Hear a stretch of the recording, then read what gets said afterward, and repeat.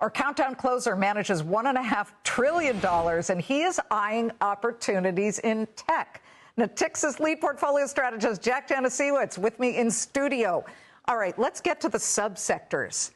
Dig through the mud and the rare earth to give me the areas that you like best in tech. You know, I think what we've seen is basically this rotation away from software. Software stocks have been absolutely decimated, right, given the concerns over the AI trade. But we're finally seeing them starting to bottom out in here.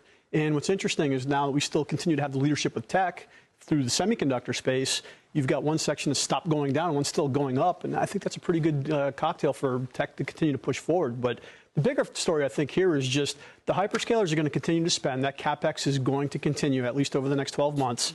You may not like the CapEx through the ROI space, so maybe you want to stay away from the hyperscalers, but that spend is going to be someone else's earnings. So the CapEx receivers are going to continue to benefit. So the broader tech space, I think, is where you want to start looking in here. Speculative momentum works both ways. It can be very exciting for a company like Micron. And by the way, anybody in the memory chip space has been doing rather well lately.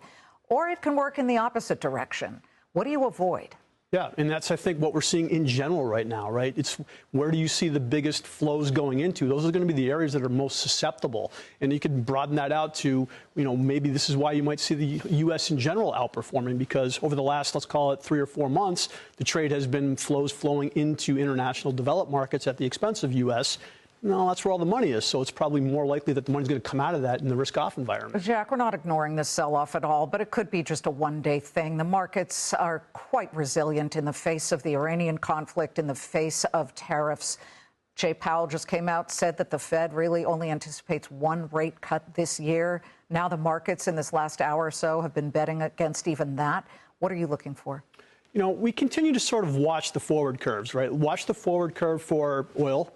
Right, and the risk there is that it's backwardated, but it continues to flatten, meaning that back end, 12 months out, for example, those prices continue to push higher. And so that means not down? Longer for, higher for longer, and that's going to be a concern.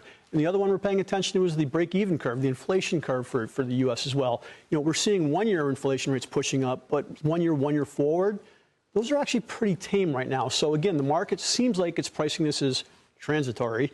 But that could change if these things continue to persist for longer. So the issue there is, what's the response function from the Fed? And at least right now, it should be sit on your hands, I think, and let's see how this plays out. But there's still ways to make money. Exactly.